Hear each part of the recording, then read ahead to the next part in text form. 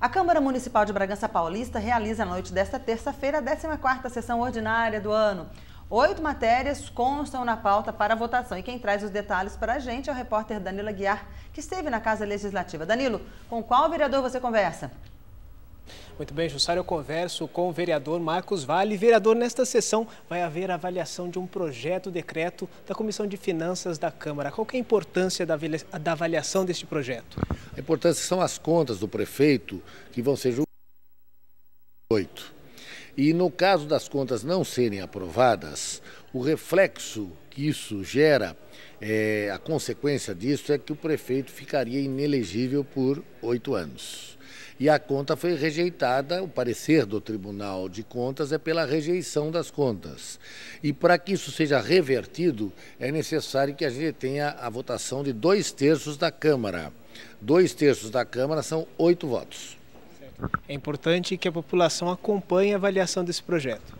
Exatamente, eu acho que é de suma importância. O projeto em si é técnico. Né? Se as contas estão certas ou estão erradas. Quero deixar claro que aí não está se discutindo que o prefeito roubou, que o prefeito se apropriou de dinheiro, que o prefeito foi desonesto, não é nada disso.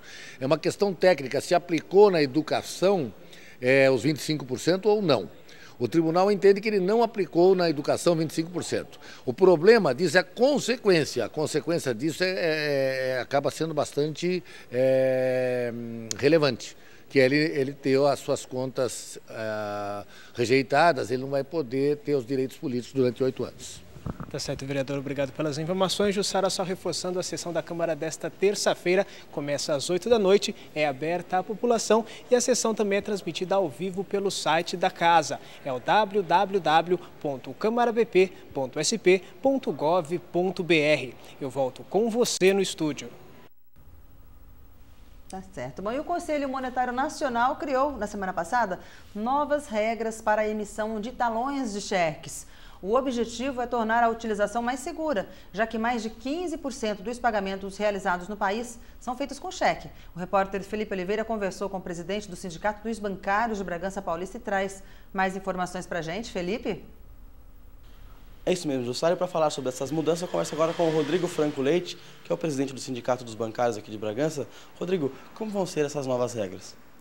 Bom, as novas regras, elas, na verdade, vão trazer mais segurança para clientes, usuários de banco e principalmente para os pequenos lojistas, que são as maiores vítimas de golpes relacionados à questão dos cheques, enfim, né? Essas novas mudanças, elas dizem respeito, num primeiro momento, com relação à questão da assustação de cheques. Agora, no caso de um furto, roubo ou mesmo extravio de folhas de cheque, há necessidade que a pessoa apresente ao banco, né, onde ele possui conta, o boletim de ocorrência justificando a assustação. Além disso, os bancos vão ter que, no prazo de 1 ano, fornecer aos lojistas, aos seus clientes, enfim, que estão recepcionando cheques, informações a respeito desses cheques, ou seja, vão ter que fazer um cadastro, certo? E, além disso, uma outra obrigatoriedade dos bancos aí para os próximos 6 meses que eles têm que se adequar a data de sua emissão, para também evitar golpes, enfim. Num primeiro momento, trazer mais segurança aí para usuários e clientes, tá?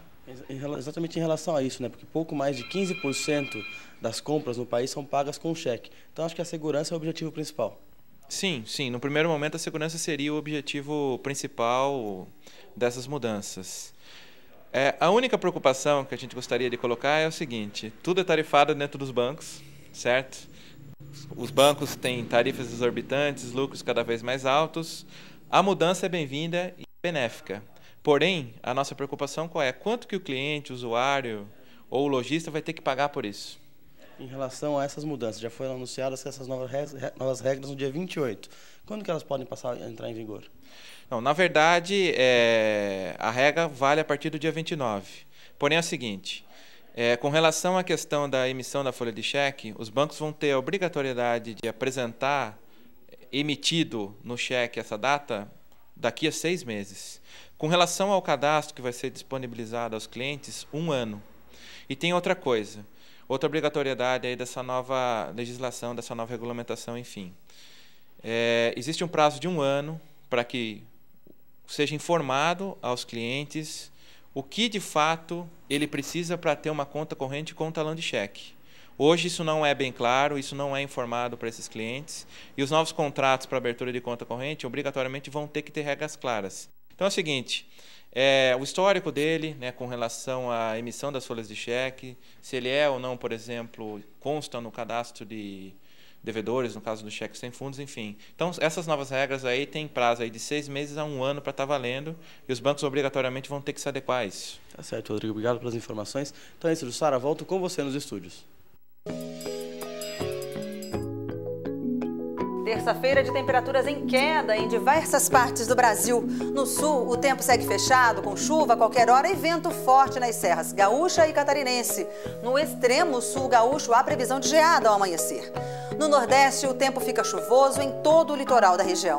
Já no oeste da Bahia, a previsão é de sol forte e calor. No centro-oeste do país, o sol e o tempo seco voltam a predominar em todos os estados. Já no norte, a chuva persiste no Amazonas, Amapá, em Roraima e também no Pará. Nas outras áreas, tempo firme. No sudeste, céu encoberto em toda a faixa litorânea, com risco de tempestade na Baixada Fluminense. Nos principais centros econômicos do estado, a previsão é de sol entre algumas nuvens. Mínima prevista de 13 graus em Campinas e máxima de 19 em São Paulo. Na região Bragantina, a passagem de uma massa polar provoca frio durante a madrugada e ao amanhecer. Os termômetros oscilam entre a mínima de 14 graus em Atibaia e a máxima de 20 em Extrema. Agora vamos de emprego. Confira algumas vagas disponíveis no Pátio de Bragança Paulista. Técnico em mecatrônica, técnico químico, técnico em segurança do trabalho, inspetor de qualidade, motorista de ônibus, costureira, professor de educação física, cozinheiro, fisioterapeuta e pedreiro. Os interessados devem comparecer ao Pátio de Bragança portando carteira de trabalho, RG e CPF, de 9 da manhã às 4 da tarde. O pátio fica na Avenida Antônio Pires Pimentel, 2015, no centro. Bom, e depois do intervalo a gente fala sobre a segunda expedição fotográfica de Bragança Paulista. E ainda, CEI dos Transportes se reúne mais uma vez na Câmara dos Vereadores. No encontro desta segunda, a banca ouviu as empresas que fazem parte da prestação do serviço.